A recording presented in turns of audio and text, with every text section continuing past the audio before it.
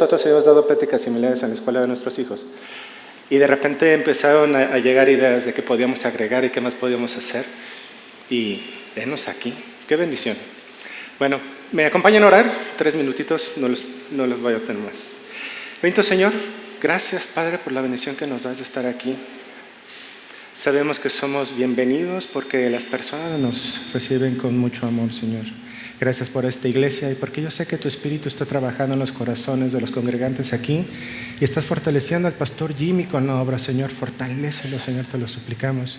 Y Padre, esta tarde, esta noche que estamos aquí para compartir de lo que nosotros hemos visto a través de lo que tú nos has revelado, te suplicamos, Señor, que los corazones sean abiertos, que todos nosotros podamos recibir nuestra porción y hacernos cargo, Señor, de lo que nos toca.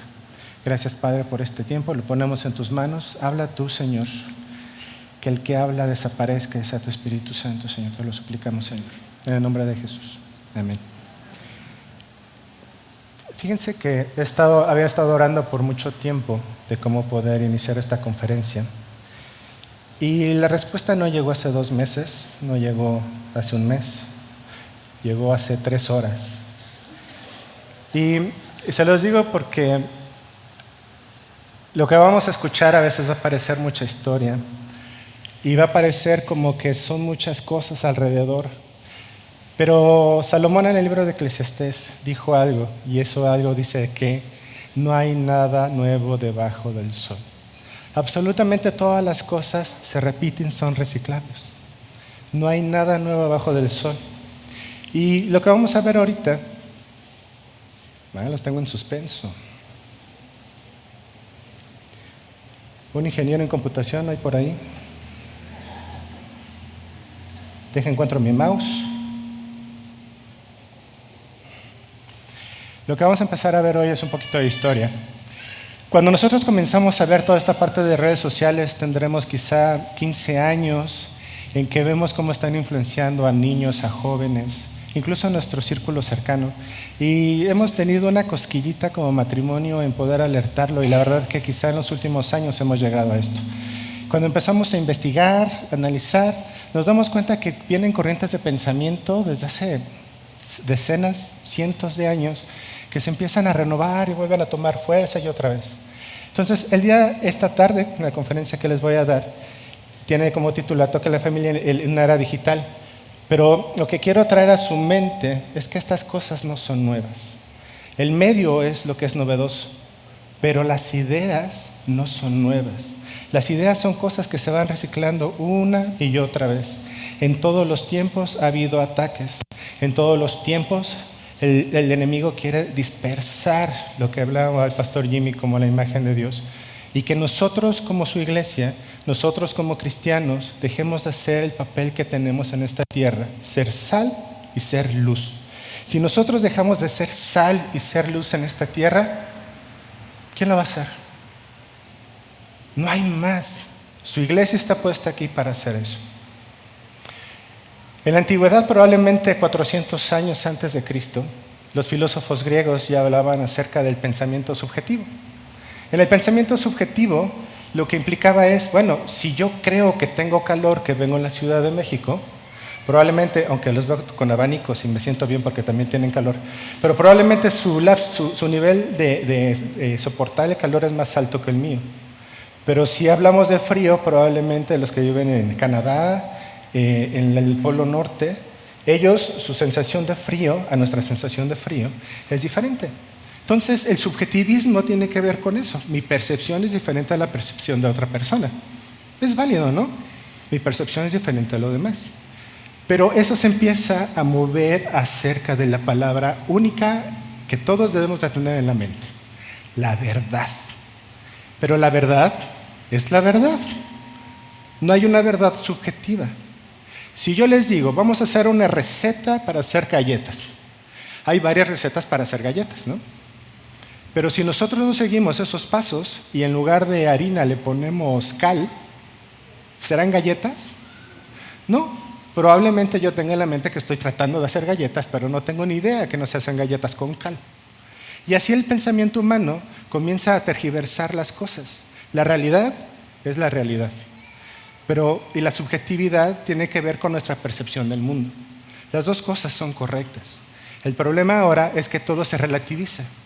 Se relativiza de tal forma en que mi percepción para la humanidad debe de ser la válida.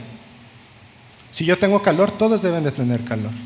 Si yo digo que yo hice las cosas correctamente, aunque están equivocadas, en mi percepción, yo tengo la razón. ¿Y qué pasa cuando nosotros como sociedad estamos aceptando eso como realidad? Nos empezamos a descomponer. Imagínense que ustedes trazan una línea recta de aquí de Córdoba, lo hice en el Google Maps en mis ratos de ocio, hacia la ciudad de Puebla. Imaginen que está para allá la ciudad de Puebla. Y de repente dicen, ¿qué pasa si doy 1 grado de separación y comienzo a caminar? ¿Saben a dónde llegan? Con 1 grado de separación. A Morelos. ¿Era su destino? No. ¿Se pudieron haber dado cuenta al inicio del camino que estaban separándose? Difícilmente. Porque con 1 grado de separación nos vamos acostumbrando a las distancias, hasta que quizá nos perdemos el sentido y perdemos la ubicación. Y es justamente donde nos encontramos ahorita como sociedad. Hemos perdido el sentido de la ubicación. Y hay un psicólogo que al principio de los 1900, que es Nietzsche, ¿alguien escuchó hablar de Nietzsche? Dijo algo que retomaron los que hicieron Matrix, que dice, Nietzsche dijo que la verdad no es más que una ficción. Y eso se empezó a replicar. ¿Y por qué se empieza a replicar? Porque es cómodo. Si mi verdad es una ficción, yo puedo vivir mi propia verdad con la conciencia de que estoy viviendo correctamente. Y entonces, que el mundo gire. Yo no tengo ningún otro problema porque mi verdad es la verdad. ¿O no? Pues no, mi verdad no es la verdad. Los que están haciendo este tipo de cosas, dice el pastor Miguel Núñez, cortan la rama del tronco donde están sostenidos. Si no hay ninguna verdad absoluta, entonces eso tampoco es una verdad absoluta. El relativismo es algo que sigue con nosotros y probablemente seguirá por mucho tiempo. Esta palabra, sé que en esta iglesia es bastante mencionada y repetida. Cosmovisión. ¿Sí? ¿Cosmovisión todos? Si escojo a alguien al azar y les pregunto qué significa, lo contestarán. Que no sea el pastor Jimmy, por supuesto, ¿no? Bueno, no importa, no lo voy a hacer. Fue introducido por Immanuel Kant, 1790. Y lo que hizo Kant fue encontrar una palabra que en alemán, que por cierto no se las voy a decir porque no soy capaz de hacerlo, lo que tiene que hacer es cómo yo percibo mi realidad. Con qué bases yo estoy tratando de sentir, percibir todo lo que me rodea, porque eso, como entrada a mí, provoca algo. Entonces, ¿qué es lo que está motivando mi corazón? ¿Qué es lo que está motivando mis pasos? ¿Por qué me levanto en la noche a darle de comer a mi niño? ¿Para que digan que soy buen padre? Porque tiene hambre. ¿Porque siento amor, compasión por el niño? Todos tenemos nuestros sistemas de valores. Y la parte de la cosmovisión es lo que rige cómo estamos respondiendo a los mismos estímulos. Todos nosotros estamos aquí. Todos con la misma cantidad de información y están siendo expuestos a la misma cantidad de información. Pero del 100% de aquí, no el 100% entiende las cosas de la misma forma. Porque todos filtramos lo que conocemos, lo que leemos, lo que escuchamos y lo que vemos de una forma distinta. Entonces, Kant menciona la parte de cosmovisión como esto. Definición de diccionario, manera de interpretar el mundo. Bastante clara. Pero nosotros como cristianos como que necesitamos un poquito más allá. Porque, ¿cuál debe de ser nuestra manera de ver el mundo? ¿A través de qué ojos debemos de ver el mundo? Entonces, el doctor Miguel Núñez dice, es un grupo de creencias, sistema de valores y presuposiciones a través de las cuales nosotros, consciente o inconscientemente, analizamos y juzgamos la realidad que nos rodea y reaccionamos ante las circunstancias. Y ahora, si nosotros tenemos este set de creencias, todos tenemos una cosmovisión, aunque no hayan sabido de la palabra antes, todos tenemos una cosmovisión. El tema es qué cosmovisión tenemos y cuál deberíamos de tener. ¿Qué es lo que deberíamos de estar escuchando y buscando? ¿Y qué es lo que realmente buscamos? Y ahí empieza el meollo del asunto. Nosotros como cristianos buscamos tener una cosmovisión cristiana. Entonces, ¿qué es lo que buscamos? Bueno, creemos que Dios dejó reflejado su carácter y voluntad en la Biblia. Ya nos estamos acercando a cuál debería de ser la fuente de nuestra cosmovisión. Luego, nuestra visión del mundo está definida por valores dictados por Dios en la Biblia. No mi percepción, no lo que dice el influencer de 20 años que no tiene ni la más remota idea de cómo funciona el mundo. No, el Dios que creó este mundo es el que puede decirme cuál es la mejor forma de que esto funcione. Y por cierto, lo dejo aquí. La Biblia es entonces nuestra brújula para poder discernir las cosas que nos rodean. Entonces, como cristianos, ¿qué es lo que debe de mover nuestro razonamiento, nuestras palabras, nuestros dichos, nuestras acciones, nuestras maneras de pensar, lo que vamos a hacerle clic, lo que vamos a ver, lo que leemos, lo que vemos, cómo le hablamos a nuestra esposa, a nuestro esposo, cómo criamos a nuestros hijos? ¿Qué es lo que como cristianos tenemos que buscar? La verdad. Pero la verdad no es algo subjetivo. La verdad es algo objetivo. Y si me apuran tantito, la verdad es una persona, pero eso es para otro café. Ahora, en esta cultura, ¿qué es lo que se busca? Normalmente, lo que nosotros estamos viendo alrededor del mundo es que están empezando a construir verdades. Y en comunidad empiezan a construir verdades. ¿Verdades como qué? La familia puede ser compuesta por 2 hombres. No hay problema con que 2 hombres críen a un niño o 2 mujeres. No hay problema con que tú decidas si eres hombre, mujer, árbol o un auto quizá, ¿no? ¿Por qué? Porque todo está en un abanico de subjetivismo tal que deja de haber una verdad clara en el subconsciente de la humanidad. Y de nuevo, nosotros ¿qué tenemos que estar haciendo constantemente? Buscando diligentemente la verdad. ¿Dónde está la verdad? Nosotros diligentemente tenemos que encontrar el momento y el tiempo para hacernos responsables de nuestro propio crecimiento espiritual, de nuestro tiempo de oración, de cómo encontramos en este libro fortaleza para continuar cada día. Habrá días terribles en que todo parece destruido, que no hay ningún sentido para continuar adelante. Y de repente veo en el Salmo 42 y al final dice: aún aquí he de alabarte. ¡Wow! Sin importar la circunstancia en la que estemos, nuestro corazón anhela estar allá arriba, anhela estar conectado con su Creador. Y nosotros entonces, ¿qué tenemos que hacer? Buscarlo y tratar de encontrar y centrar nuestra cosmovisión no a lo que escuchamos de ruido afuera, sino lo que nosotros conocemos como verdad. Porque incluso esta verdad fue escrita en nuestro corazón. De tal forma que no únicamente estamos escuchando los ruidos de afuera, sino que estamos acallando la voz interior que nos lleva una y otra vez a buscar al Creador. Pero ¿cómo está el mundo? ¿Les parece común o familiar una imagen como esta?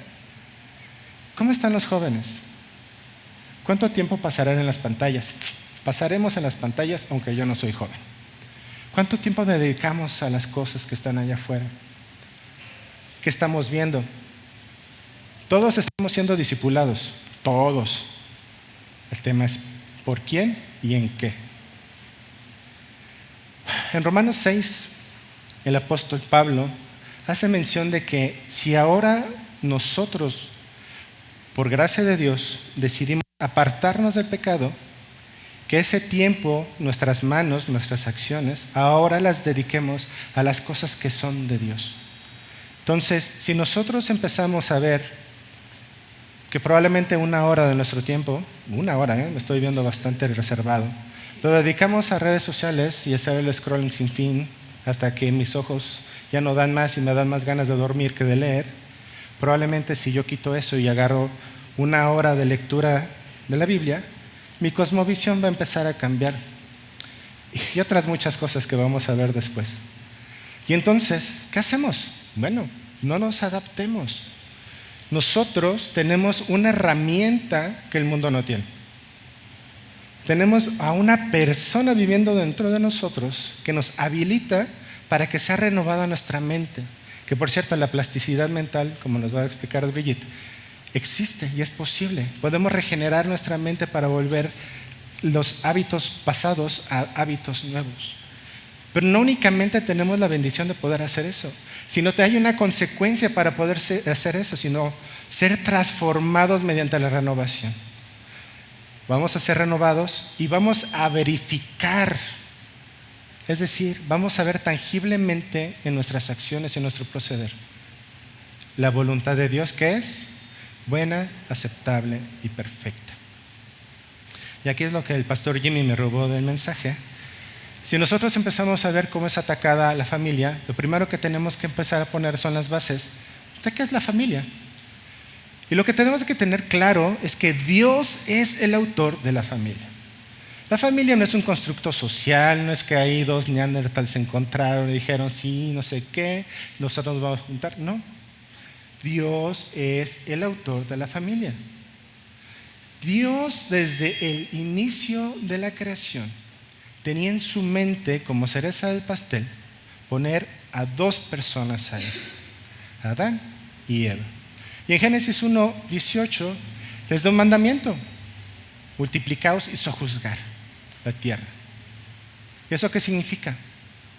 Como comentaba el pastor Jimmy, ustedes siendo imagen de Dios, con otra imagen de Dios, unidos, multiplican a pequeñas imagencitas de Dios que van a ir después al mundo a presentar la imagen de Dios. Y ese es el diseño perfecto. Y luego sojuzgar, la palabra tiene más bien como si nos estuvieran entregando algo incomodato, como para ser administradores. No nos pertenece, pero nosotros somos responsables y vamos a entregar cuentas. Que por cierto, qué buenas cuentas vamos a entregar. Cuando Dios regrese, y así como el mundo como está, probablemente reprobaremos nuestro examen de mayordomos de esta tierra. Pero nosotros, como padres de familia, no nos debemos de dar el lujo de reprobar nuestro examen de paternidad. Nosotros tenemos que tener claro cuál es el objetivo de nuestras vidas en esta tierra con los hijos que ya nos dio. Entonces, vemos en Génesis 1:7 que crea el hombre y la mujer. Después, en el capítulo 2, que es como una descripción más detallada de lo que pasó en Génesis del 27 al 28, Dios entrega a Eva a Adán, y la tarea anterior que había hecho Adán, ¿alguien se acuerda cuál era la tarea anterior que había hecho Adán antes de que Dios le entregara a la mujer? Le dijo que pusiera nombre a todos los animales. Y entonces Dios sabía en el versículo anterior que le iba a entregar a una mujer. Luego le da la tarea a Adán para que él se dé cuenta que no había nadie en la tierra que fuera como él. Y entonces, ¿me escuchan? Y entonces Dios le entrega a su mujer. El primer matrimonio, el primer padre que entrega en el altar a la novia, qué belleza, Dios. Y qué suegro tenía Adán.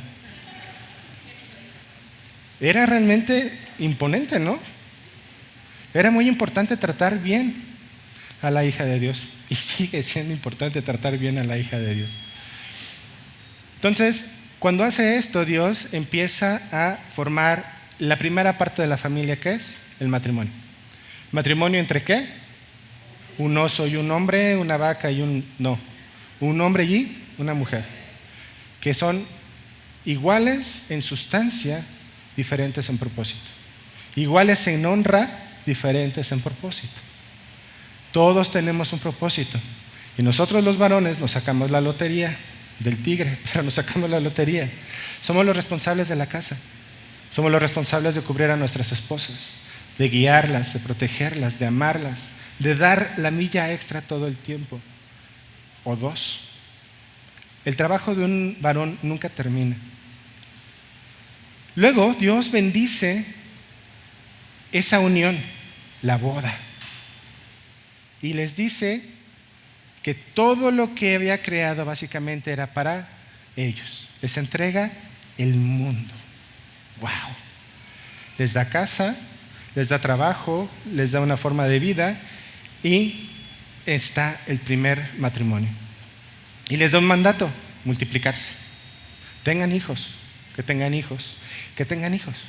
¿Para qué? Para que sojuzgar la tierra.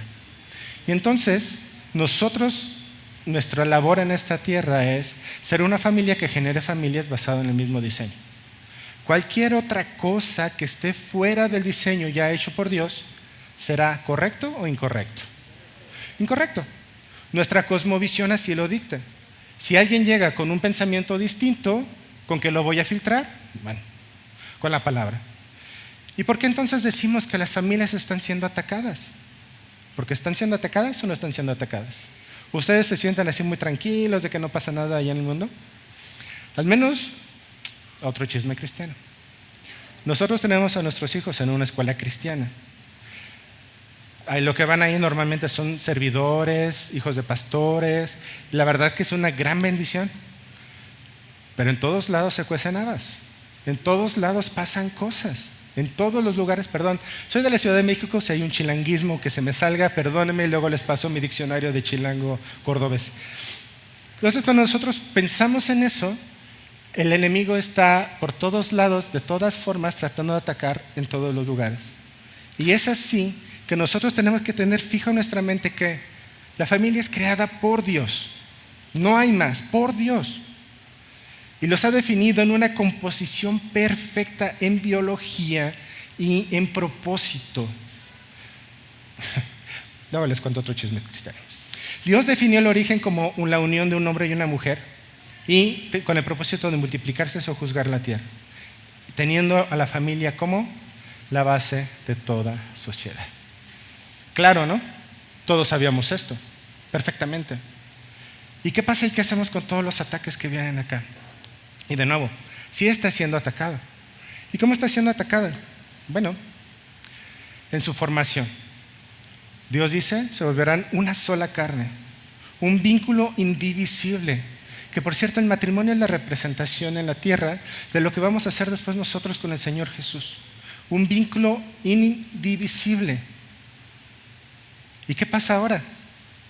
Bueno, ahorita les voy a mostrar una gráfica, pero la tasa de divorcios ha ido en aumento, probablemente del 85 al 2010, de una forma lineal, así bastante aplanada.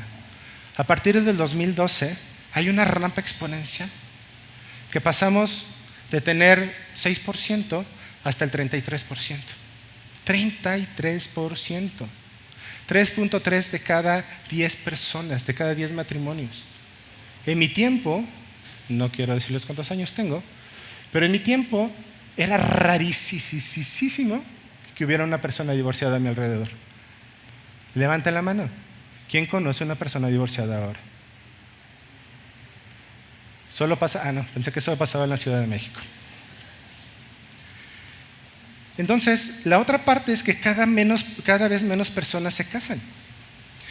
Pasaron de 700,000 matrimonios a 500,000 matrimonios en menos de 20 años. Ahora, también han empezado a atacar a la familia en su composición. En mis tiempos, de nuevo, era bien clara la fórmula: hombre más mujer más hijos igual a familia, ¿no? Y ahora, ay, Señor. Y todas estas ideas es como un ficharín. Bueno, así conozco yo esa cosa. Ponen sus fichas de dominó, las impulsan y una tras otra van cayendo, hasta que se ve una espiral en la que todos nos empezamos a conformar de, bueno, está bien, pues así pasa, ¿no? Somos humanos, somos caídos. Si te divorciaste, pues ni modo, hermano, vamos a orar por ti. No. Antes de eso, tratemos nosotros de todo corazón de ayudarnos, de orar los unos por los otros. Ahora, y esto es muy triste, También están aprobando matrimonio igualitario, ¿no? En la Ciudad de México, a partir del 2010, y apenas el año pasado en Chiapas, se han empezado a legalizar, les digo como fichadín, estas ideas como que si no piensas así eres retrógrada, no eres progresista, etc. Y la cosa más fea que me he encontrado, imagínense que en sus escuelas ahora les enseñan a sus hijos en segundo, en cuarto, en sexto, que con base en sus comportamientos y en sus gustos, quizá podría ser un niño niña o una niña niño. Y empezamos a hacer una cantidad de variaciones tan irreales para nuestra perspectiva, pero reales en este mundo. De tal forma que imagínense, estoy aquí en el 0, y si a mí me gusta trepar árboles, correr, ¿qué otra cosa de niños? Jugar con carritos, bueno, me voy para acá. Si me gusta más luchitas y demás, soy más físico, estoy hasta acá. En la escala de niño, pues soy muy niño, ¿no? Pero ¿qué pasa si a una niña le gusta trepar árboles, le gusta correr, le gusta perseguirse y jalarse? Está de este lado. Entonces, ¿qué le empiezan a decir a la niña? Oye, ¿no serás niño? ¿Y qué pasa en el otro lado? Eres callado, introvertido, te gusta más estar tranquilo en la privacidad de tu cuarto, con amigos, tener pláticas con adultos, te gusta jugar con muñecas. Para una niña, pues es muy niña. Pero hay niños que les gustan algunas de estas cosas y no dejan de ser niños. ¿Y qué le dicen al niño? Oye, ¿no serás niña? Eso es lo que está pasando en la educación. Y ese es un ataque que sus hijos están recibiendo día tras día en esos lugares. Hay que tener mucho cuidado. Si en mis tiempos hubiera sido, yo siempre fui una persona callada, que no me gustaba subirme a los árboles, siempre fui muy callado y me gustaba más compartir con la gente mayor, ¿qué creen que me hubieran dicho? Y mi esposa le gustaba trepar a los árboles. Bueno, nos encontramos en el medio, ¿verdad? Terrible. Índice de divorcio. ¿Se dan cuenta cómo ha ido subiendo? Pero hay una fecha, grábense esta fecha porque después lo van a ver varias veces. 2012. El mundo cambió. A partir del 2012 pasamos de 17% hasta 36%. Lo que probablemente en 20 años no se había logrado en la tasa de divorcio, en 3 años se logró. Hay eventos específicos en la cultura que provocaron esto, pero no es tema de lo que me toca a mí. Y ahora, es que estas cosas me dan risa nerviosa. La idea de la familia se extiende. Me encanta ver esto.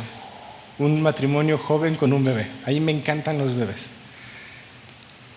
Pero de repente pasan cosas, ¿no? Tenemos a la madre soltera que se hace cargo de todo. Hay de eso y es correcto. Y también podemos tener al padre soltero que por alguna razón, la esposa los abandonó, murió, lo que sea, se hace responsable. Palomita, doble palomita para los que tienen que hacer el doble trabajo. Pero ahora,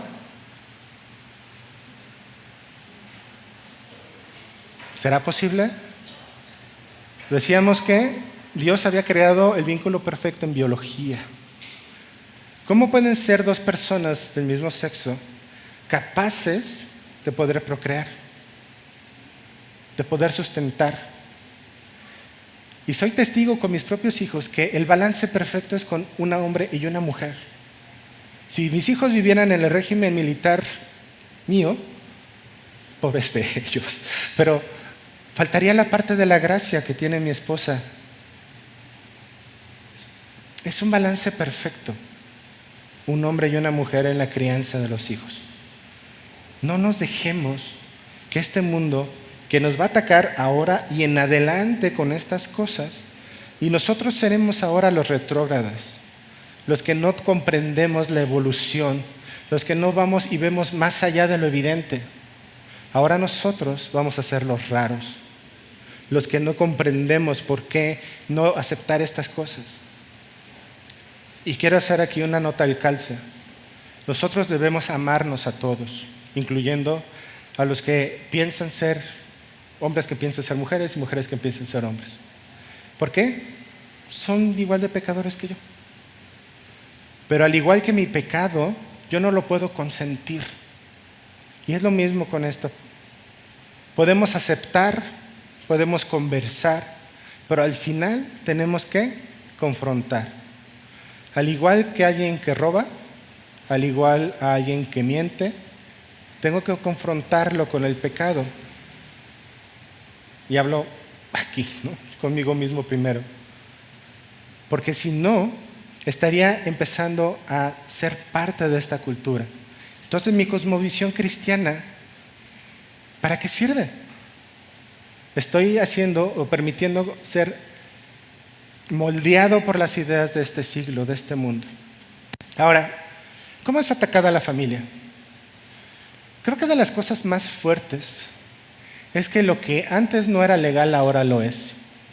Hablando de droga, de matrimonios, ahora te puedes cambiar del sexo indistintamente. Ahora puedes incluso demandar a alguien por no dejarte pasar al baño de hombres o de mujeres, el que tú quieras. ¿Por qué? Pues no sé cómo te sientes, ¿no? Si te sientes hombre y quieres pasar al baño de hombres, te tienen que dejar. Si no, puedes recibir una demanda. En la educación, igual. Si no tratas como la persona se autopercibe, va a ser lo mismo. Y en la iglesia, en Estados Unidos al menos, los pastores tienen la facultad de casar a la gente. Hay personas que están demandando a las iglesias porque no quieren casar homosexuales. Y esto va a ir en incremento y tenemos que comenzar a luchar. Y hay filosofías, materialismo, humanismo, feminismo, pero en realidad el tema más complejo ahorita es cómo están siendo atacadas, porque hablábamos al inicio, no hay nada nuevo debajo del sol. ¿Había homosexuales en la Biblia? ¿Génesis? Sí. ¿Era legal? No. Probablemente algunos adoptaban hijos, no, más bien se los robaban. ¿Era legal? No. ¿Era bien visto? No. Y aunque pasaba, había una línea que los detenía, que era la legalidad. ¿Había drogas en el Antiguo Testamento? Sí. ¿Eran legales? No. ¿Eran bien vistas? No. Ahora, depende en qué estado, ¿verdad? Pero para allá va la cosa. Y podemos pasar de otra vez Simone de Beauvoir, una feminista en Francia, peleando por los derechos de la mujer. Yo creo que tenía cierta razón porque la mujer había sido denigrada y puesta en una subjugation del hombre como si no tuviera valor. Y decimos, la mujer tiene idéntico valor delante de los ojos de Dios que el varón. Los varones habíamos abusado de la autoridad. El feminismo decía que no hay nada bajo del sol. Probablemente por ahí de 1950, 40 y tantos, esta mujer empieza a escribir acerca de la igualdad de los hombres. Pero en realidad era una cuestión de derechos. Y cuando va pasando el tiempo, después de las guerras, ¿cuántos varones habrían después de las guerras en los países? Muy pocos. Hubo millones de bajas después de la Primera y la Segunda Guerra Mundial. Pero se tenía que trabajar, se tenía que producir, los países tenían que comer. ¿Y quiénes salieron al quite? Las mujeres. Y las mujeres fueron creciendo en poder, en economía, en estudios. Y poco a poco, la figura del hombre ha sido atacada de tal forma que ahora estamos así, mujer y hombre. Y hay del hombre que trata a la mujer de una forma ni siquiera abusiva, sino que quiera exigir un derecho, porque ahora nos pueden demandar, porque ahora podemos ir a un juzgado. ¿Es una cosmovisión cristiana? No. Pero esa es la cultura que permea todos los días en nuestra sociedad. ¿Y cuál es el vehículo? Las redes sociales. ¿Quiénes de aquí tienen teléfono? ¿Quiénes de aquí al menos tienen una red social? No mientan. ¿Y para qué la ocupan? Para chismear. Bueno, alguien sincero, está muy bien. Sí, yo veo prédicas, hermano, yo aquí me disipulo con los hermanos de Grace y con el pastor Núñez, 24%. Dios quiera que así sea, pero yo sé que no es así. Y si no me creen, ahorita les presentamos las estadísticas. No es mi conferencia, ya lo verán. Las redes sociales han llegado a ser ese parteaguas. En 1920, y no quiero que suene de clase de historia, pero por ahí de los 1900, ¿qué hacía la gente cuando tenía tiempo libre? Bueno, la gente que tenía tiempo libre y recursos. Hacía arte, escribía, hacía música, esculpía. ¿Por qué? Porque el ocio en el ser humano lo que provoca es que surjan ideas. Y entonces se crearon obras maravillosas en la antigüedad. Piezas de música, de escultura, de pintura. Pero después vamos avanzando en el tiempo. Y haga algo que se llama el entretenimiento. Empezamos a tener el radio, el cine, la televisión, y nos empiezan a enganchar las películas y los mensajes, las radionovelas. ¿Alguien escuchó radionovelas o ya me eché de cabeza? Pero después de eso empezó la era de la distracción. Ya no estoy ocupando mi tiempo de ocio para escuchar música o para leer una historia, un buen libro. Ahora eso me está distrayendo de mi día a día. Entonces puedo estar trabajando y de repente tengo la necesidad de ir a consultar algo. No del trabajo, por supuesto. Y así vamos evolucionando, mala palabra, vamos devolucionando a que nuestro cerebro empieza a gestionar algo que se llama adicción. Llegamos del ocio hasta la adicción. ¿Cuál es la diferencia? Yo tengo el tiempo libre, que probablemente después de haber ido al campo en la jornada completa me puedo sentar y leer un libro. Muy bien. Ocupas tu tiempo productivamente, después de jugar con tus hijos, de hablar con tu esposa, te quedan 5 minutos en el día y puedes leer, ¿no? Pero ahora estamos en la época de la adicción. Hay una necesidad dentro de nosotros que cuando escuchamos la campanita o el clic del teléfono, aunque no sea el tuyo, ¿no? Hay un experimento de los perros de Pavlov, no sé si lo hayan escuchado, del condicionamiento humano. Y el experimento dice que puso a sus perritos. Entonces sonaba una campana para llamarlos a comer. El ejercicio se hizo una y otra vez. Entonces sonaba la campana, el perrito llegaba, había comida, todos felices. Pero llegó el momento en que sonaba la campana y no había comida. Una y otra vez el perrito regresaba. Estaba condicionado. Y eso es justamente lo que está pasando con nosotros en esta etapa. Y si lo piensan, todo lo que hablamos de filosofías, de ataques, de qué es lo que está bien, lo que está mal, nuestra cosmovisión, está siendo modelada fuera de aquí. Está siendo modelada probablemente por un escuincle de 20 años, no tengo nada en contra de los chicos de 20 años, que piensa que tiene la razón en algo. O es muy inteligente, o leyó 2 libros y ya se cree el ultrafilósofo. Y los chicos escuchan ese como su autoridad y ahora le creen más a él que a su padre. ¿Por qué? ¿Alguien sabe qué es eso? Bueno, es usted, pastor, porque ya sabe qué es. En 1933, los nazis. Imagínense un país que había sido derrotado en la Primera Guerra Mundial. Destruido, por cierto, la Primera Guerra Mundial. Para 1933, el partido nazi llegó al poder. ¿Qué había en 1933? ¿Alguien sabe de tecnología? Había radio, cine, periódicos, había fotos, no había Facebook, no había televisión, no había televisión por cable, no había Netflix, no había eso. Imagínense, ¿ven esta explanada aquí? Yo veo esto y se me enchina la piel. Este hombre que está ahí hablando, muy propiamente, Goebbels, fue el principal patrocinador, el que hablaba para que arengaba al pueblo para que entendiera cuál era la misión de los nazis.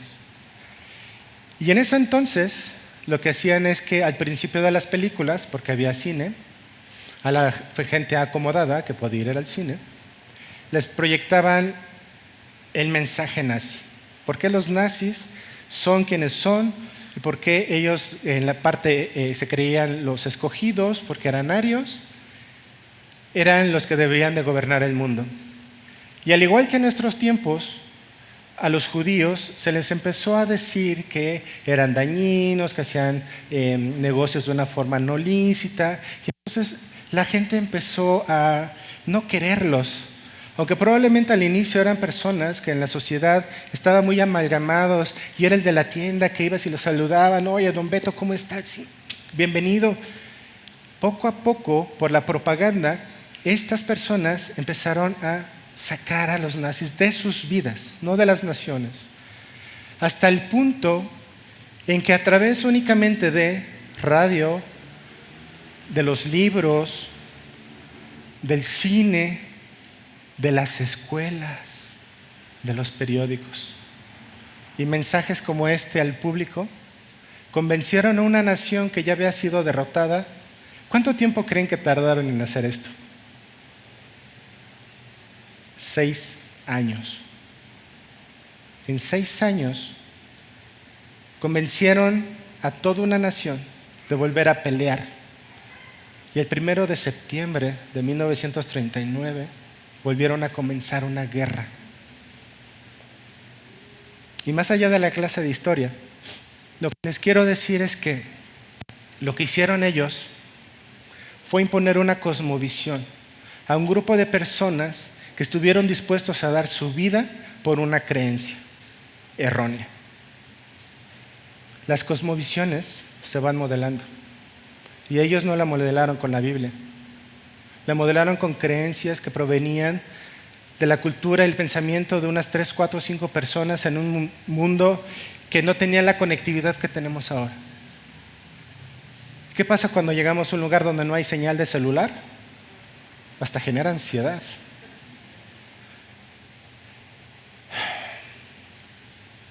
Tenemos que tener cuidado. A veces en nuestro interior pensamos que somos esto. Los todopoderosos, yo manejo aquí mis redes sociales, yo tengo bajo control todo, tengo la visión perfecta del mundo y yo sé lo que estoy haciendo. Pero en la realidad, ¿se ve claro qué es esto? ¿No? Es como examen de optometrista. Ahora, París, Francia, Arco del Triunfo, año 2024, 31 de diciembre. ¿Qué es lo que ven? Salvo una mujer con las manos, bueno, creo que esa es una mujer con las manos levantadas. Si fuera Abraham diría, cuenta los celulares, así será tu descendencia, ¿no? Impresionante. El Times dijo, ¿quién carga a quién? Estamos siendo trípodes de nuestros celulares. ¿Quién gobierna a quién? Nosotros a la tecnología, como falsamente pensamos en eso, o la tecnología a nosotros. Y hay que hacernos responsables. Tenemos que guardar a nuestra familia y no guardar en un paquetito que nadie la vea. Créanme que en consejería estas cosas son las que más vemos recurrentemente una y otra vez. Ahí va. Varones, tomemos el rol de liderazgo que Dios nos ha dado. ¿Quién es el líder de tu casa? Con ganas. como si lo creyeran. Como decía, en mi casa se hace lo que yo obedezco, ¿no? Pero en realidad no, nosotros somos los que tenemos la decisión. Y no quiero desdeñar a las mujeres, y hablo de mi percepción personal en mi matrimonio. Tengo una mujer brillante de mi lado. Sería un torpe si no escuchara su consejo. ¿Por qué? Porque es imagen de Dios, temerosa de Dios. Su cosmovisión está afín a la palabra de Dios. Si yo no escuchara su consejo, el torpe soy yo. Pero el responsable de la salida de ese consejo también soy yo. Me tengo que hacer responsable. Bueno, y las mujeres deben tomar su rol de ayuda idónea. Los hijos, todos somos hijos por supuesto, pero algunos hijos escuchen la voz de sus padres y sujétense en amor. Cuando mis hijos obedecen a la primera de buenas y con amor, soy el más feliz. Pero rara vez pasa. Normalmente nosotros los tenemos que ir formando y cuesta trabajo, es trabajo. Familias, busquemos ser la luz y la sal en este mundo. Nosotros como familias cristianas, junto con otras familias cristianas, hacemos una cosa maravillosa que se llama iglesia. Y la iglesia tiene un propósito maravilloso: el ir a encontrar a otras familias para compartirles de lo que Dios nos ha dado. ¿Para qué? Para que también sea una familia cristiana y esté con nosotros. Y esto una y otra vez. Más aún, nuestros hijos. Ayudemos a nuestros hijos a que cuando salgan del nido encuentren un hombre o una mujer piadosa para que formen una familia piadosa con una cosmovisión correcta. ¿Y cómo le vamos a hacer para que tenga una cosmovisión correcta? Tenemos una y otra vez darles el consejo de Dios día y noche, de hecho día, mañana, tarde y noche, en todo tiempo. Y no únicamente sentarme y leerles, es modelarles con mi vida, con mi ejemplo, con mi trabajo, con la oración, que ellos vean que oramos, que ellos vean que leemos, que ellos vean que ministramos a otras personas, porque así es como se permea la cosmovisión. Y por supuesto, tenemos que proteger todos en comunidad, es más fácil, lo que Dios ya nos ha entregado. Tenemos que orar una y otra vez para que Dios nos dé la gracia, la fuerza, el valor de proteger su diseño perfecto. Porque nosotros de nosotros mismos no somos suficientes. Cuando Dios le dice a Josué que vaya, le dice: esfuérzate y sea muy valiente, no temas ni desmayes. ¿Por qué? Porque yo estaré contigo. El valor no es que nosotros no tengamos temor. El valor es entender y reconocer que es Dios el que me capacita. Si yo no entiendo eso de rodillas, no tengo la habilidad o no voy a tener la habilidad de permear esto a mis hijos. Y eso es un mandato a los padres. Padres, hombres. Delegado a veces a las mujeres. Mejor que lo hagamos los dos. ¿Qué hacemos con las nuevas corrientes? ¿Nos escondemos? ¿Nos vamos con los Amish ahí a vivir en la sierra? ¿Cómo vamos a hacer sal y luz en este mundo? ¿O somos la lámpara que metimos abajo de la mesa? No podemos escondernos. Están ahí y ya están por todos lados. No podemos escondernos. Tenemos que proteger el corazón de nuestros hijos. Lo veremos después, pero en seguridad informática hay una cosa que se llama superficie de ataque. Básicamente, ¿por qué lugares puedes ser atacado? ¿Cuál es tu superficie de ataque en tu familia? ¿Cuántos dispositivos móviles tienen en casa? ¿Cuántas computadoras tienen en casa? ¿Cuántos televisores tienen en casa? ¿Son conscientes de lo que ven sus hijos? ¿Se saben los passwords de sus hijos? ¿O tienen privacidad? Tengan cuidado, nosotros somos los responsables de exponer o no a nuestros hijos innecesariamente. Debemos enfrentar las tinieblas con la luz. Nosotros tenemos que ser la lámpara, no la que se esconde, sino la que se saca. Cuando nosotros podamos moldear en nuestra familia, en el carácter de Dios, y podamos presentarle en la escuela de nuestros hijos, va a ser incómodo para ellos.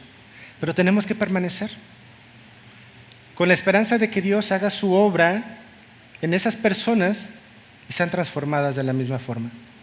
Y una vez, y otra vez, y otra vez. Y ayudemos a otros a encontrar el diseño original.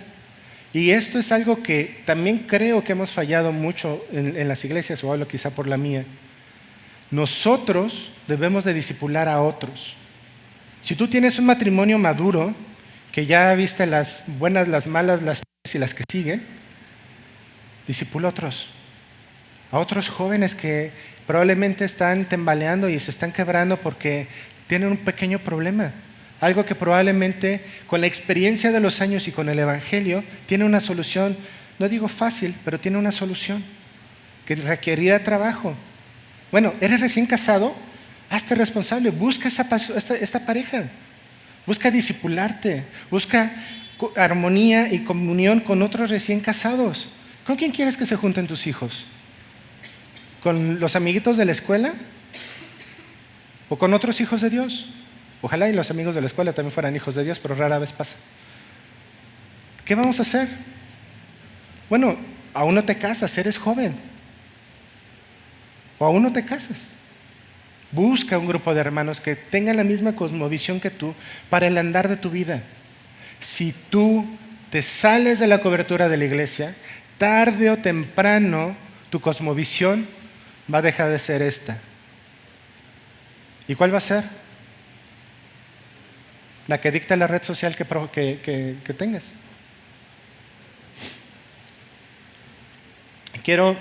Ya voy a terminar. Quiero dejarles esto.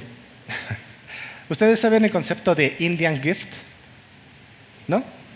Normalmente cuando alguien regala a otra persona algo, pero ese algo es más regalo para la persona que lo regaló que a la persona que lo recibió, en Estados Unidos se le llama Indian gift. Y esto que saqué de aquí es un Indian gift que mi esposa me dio a mí. Es un libro que yo leí, que me confrontó mucho y fue dado por mi esposa. Es Plan con Maña. Ya le di las gracias a mi esposa por eso. Pero realmente fue una bendición para mi vida porque a veces uno piensa que está bien. A veces uno piensa que va caminando de forma correcta y que hace todo lo posible, oro, me disipulo, enseño a otros. ¿En serio? Escucha. Nuestra cultura no necesita más chicos hábiles para eludir el sistema que intentan escapar con las mínimas consecuencias. Eduquemos a nuestros hijos con honor, responsables, que son una bendición para otros y para los demás en donde quiera que estén. Hijos que saben que si ensucian, limpian, que si toman algo prestado lo revuelven en buenas condiciones, si lo rompen, lo pagan.